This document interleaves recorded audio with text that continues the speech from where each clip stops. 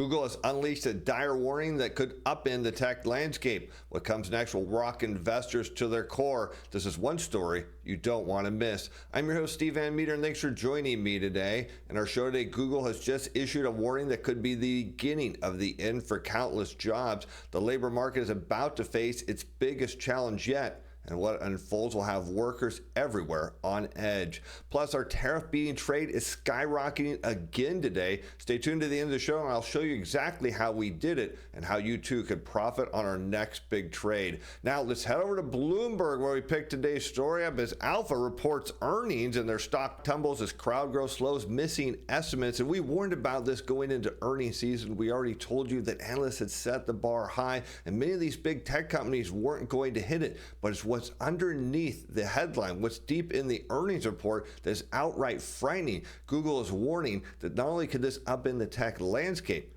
could put millions out of work. Let's take a deeper look as Alphabet announced $75 billion in 2025 capital expenditures, far exceeding the $57.9 billion that analysts expected. The investment is directly driving revenue because it helps customers. At least that's what the CEO had to say. And what we're seeing here is these tech companies are getting into a spending war where they're putting more and more money behind AI. The problem is we're not seeing results from it. We're not seeing revenues and profits. This is a huge issue because what we see is why Google continues to spend like a drunken sailor. It has so far failed to show any outsized returns for its massive spend, something which the market will sooner or later start to notice.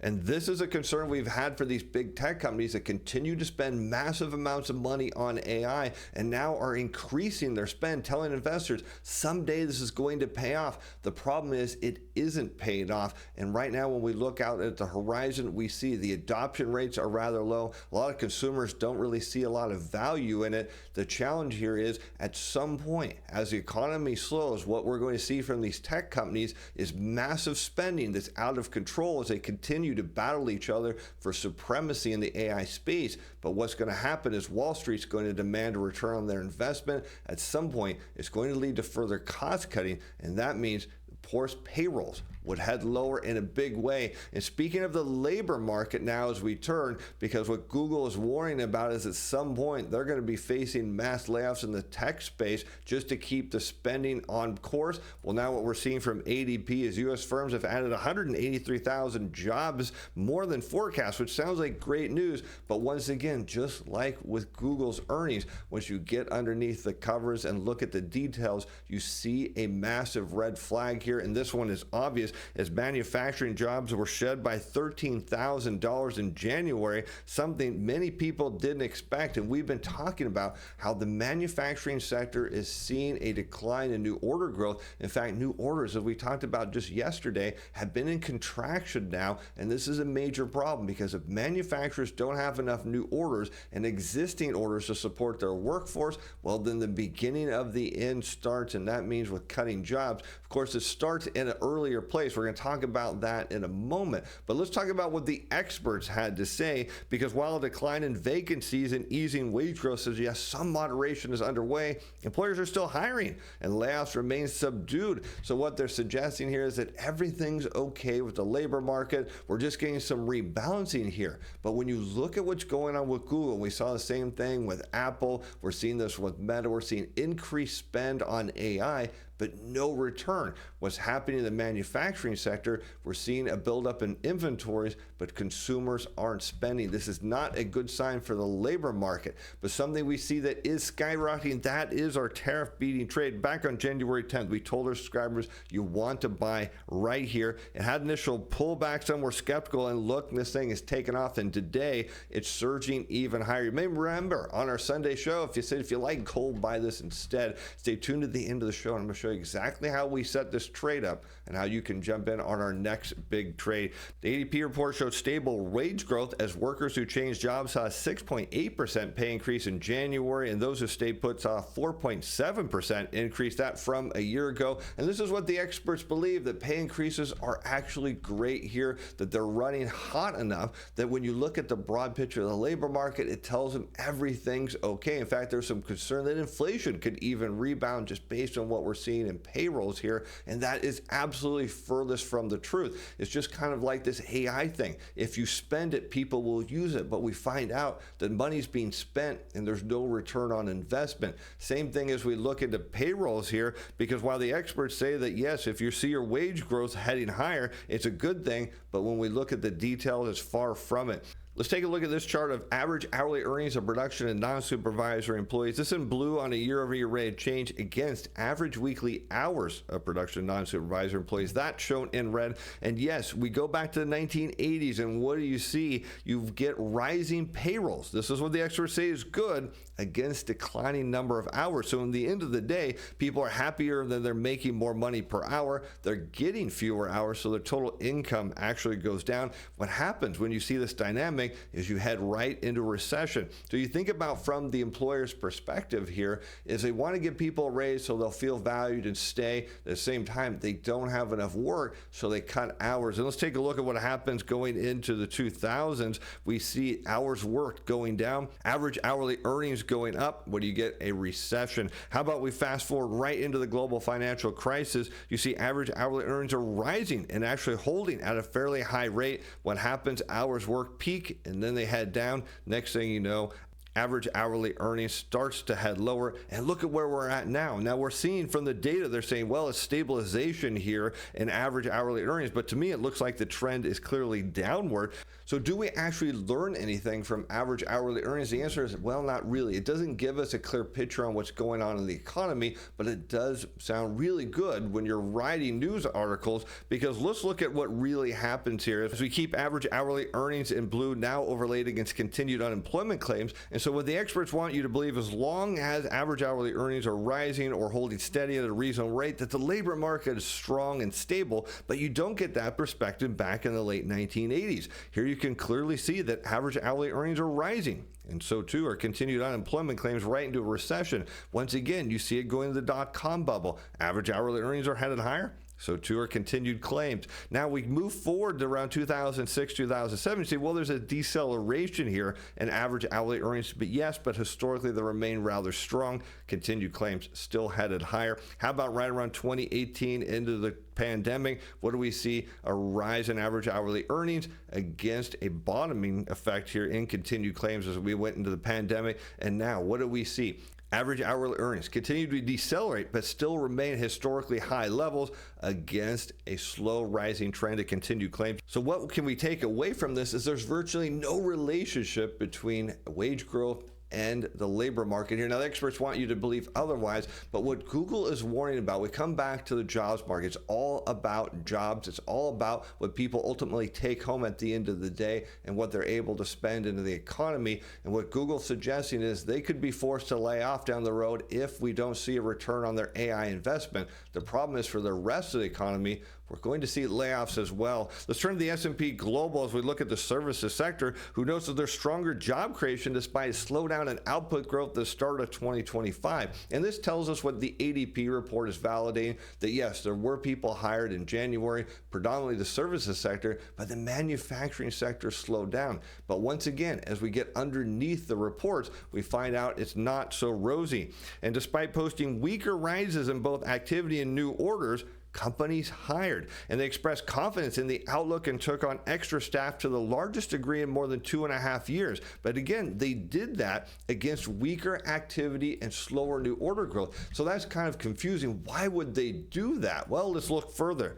The seasonally adjusted S&P Global U.S. Services PMI posted a 52.9 in January, down from its 56.8 in December. So what that tells us, it's still expanding. So anytime you see these PMIs above 50, it denotes an expansion. And the bigger the number is over 50, the much faster the economy is expanding. In this case, the services sector is still growing, but at a slower pace. It's decelerating, not exactly what you want to see here. And what we're seeing is a solid monthly expansion in the services sector, but in some cases, get this, confidence was linked to the incoming administration, with economic conditions expected to improve. So at the same time, services sector businesses said, look, our business slowed down and new order growth slowed. We're super optimistic, so we're going to hire a whole bunch of people. And that's why I wanted to show you this data on the labor market, because it's really important to understand that even if average hourly earnings go higher, it doesn't actually denote strength of the economy. because what you're seeing from the services sector side is they're saying, look, we believe people are going to come out and spend. And what I'm trying to make the case here is if hours work decline, which you'll note the ADP report didn't mention anything about in the news article, well, what it tells us is that consumers have less money to spend in the economy, and that's going to directly impact the services sector, who's fueled up on hope. They noted marketing activity increases in new orders were also central to business optimism. But again, just because you're out marketing doesn't mean people can afford your product. That is the big issue here. It's all about what people take home and they have left over after they pay their bills. And that, my friends, is headed lower. Higher labor costs was a main focus behind a further sharp increase in input prices for January. The rate of inflation reached a 3-month high and was broadly in line with the series average. Higher prices for materials and utilities were also recorded. So at a time when we really need inflation to come down, what did we hear in the manufacturing sector? That input prices were rising and that manufacturers were going to push those increased costs onto the consumer. Now we turn to the services sector. What are they saying?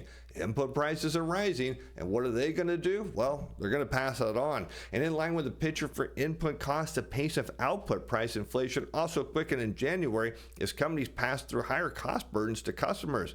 The solid increase in charges was the fastest since last September. So across the board, from both manufacturing and services, we're going to see higher prices, meaning the consumer price index is likely to head higher in the next couple of months. Now, the problem here again is just the fact that we see average hourly earnings rise doesn't mean consumers are taking home more money, doesn't mean they can afford higher prices. In fact, we already know they can't. And that's the issue here. You're seeing companies spend more, like Google. Hey, we've got to spend more to keep up with this AI race because it's going to change the world. The problem is it's not. And that's the issue we're seeing with a lot of these other companies. They're looking to spend money and finding out that people aren't there to use their product. Let's take a look at this chart of the consumer price index in blue against total income of production and non-supervisor employees as we multiply average hourly earnings by average weekly hours. That's shown in red, both on a year-over-year rate of change. So while prices were rising in the late 1980s, workers couldn't afford them as their total income growth was decelerating. Takes you right into a recession. Let's fast forward into the late 90s. Did we learn anything? The answer is no,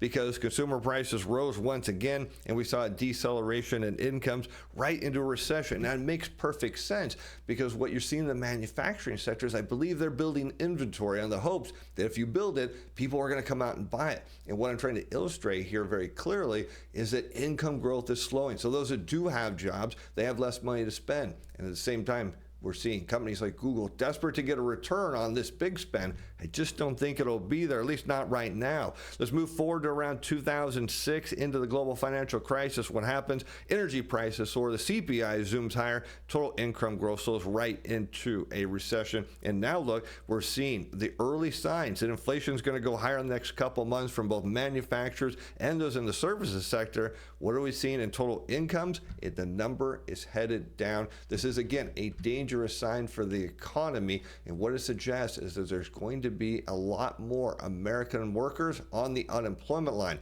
Now let's turn to the ISM. We find the same story, at least on the headline, as the services PMI slowed to 52.8. Again, noting that the services sector expanded, just not as quick of a pace as before. And here's what some of the respondents are saying is business conditions seem to be stable. Higher pricing from suppliers for 2025, meaning higher inflation, not good for consumers. The threat of tariffs is causing prices to rise. Again, not good news. Holiday sales not as robust as we hoped for, meaning inventories are sitting on shelves.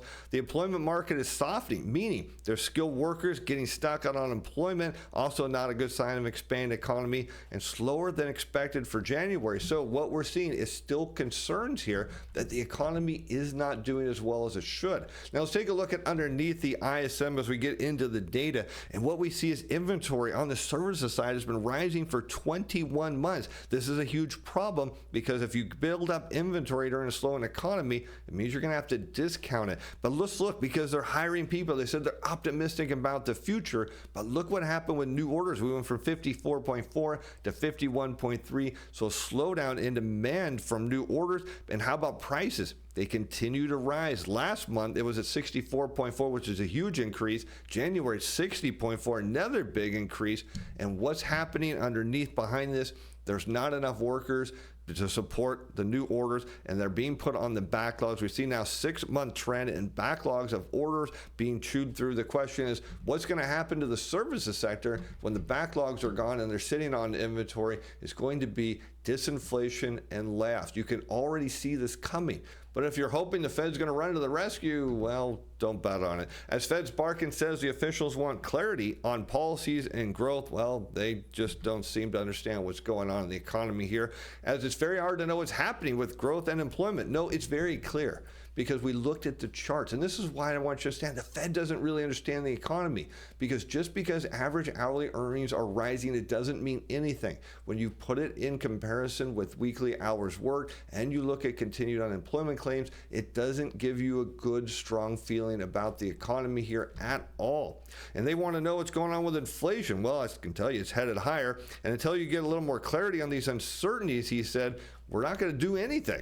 And he said last month he still saw inflation declining toward the Fed's 2% target, which I agree it will get there, but the policy needs to remain restrictive until officials accomplish their goal. And what they're going to do is they're going to cause a labor market recession, my friends. We can see this in the cards. We can see it happening right now. They're going to break the labor market, and that will get them to their 2% inflation target. I'll show you this easily, how they're going to do it.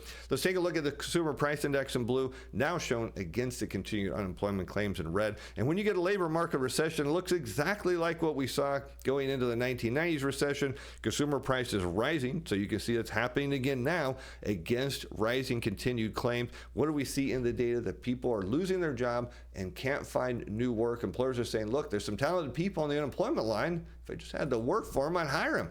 Let's move forward to the dot-com bubble. What do we see? Rising inflation against rising continued claims. Once again, we see the same effects going into the global financial crisis. And now we're seeing the same thing happen. Continued claims still running at a very low historical number, but coming off from a very hot economy. What do we see? Inflation now looking to head higher. The Fed doesn't get it. But my friends, it's very obvious what is coming. They don't see it, but you'd have to see an economy overheating, and I don't see any signs of economy overheating.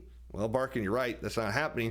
I see inflation coming down, not going up, and the job market is stabilizing, something that I completely disagree with. But something we all can agree with is our tariff being trade is surging higher. Here it is now up 9.19%. These were the notes I gave our subscribers back on January 10th of our CTA Time Pro. So the close above is 10 and 30-day volume profiles. Buy this at open, set your stop losses, and go. And sure enough, that pulled back a little bit and has taken off, looking to go even higher after today. Now, how do we do that? Each and every day we look at machine positioning in the market, because what we want to do is position our subscribers ahead of the machines when they buy and get them out before the machines sell, because machines trade massive amounts of money in this market. Here you can see back on January 10th, GDX flagged our reports. We put this trade out on there. Here's the deal. You can get the reports, the tradable signals. I give you my opinions. I review all the trades and tell you which ones I think are better than the others. We back tested our reports. We give you stop loss levels, a 30-day free trial, and I even disclose when I'm trading. So maybe you just want to trade alongside me. You can do that too. Check out those links in description below. Be sure to use the coupon codes. And with that, I'm Steve Van Metre. Thanks for watching. Thanks for being fans. Bye now.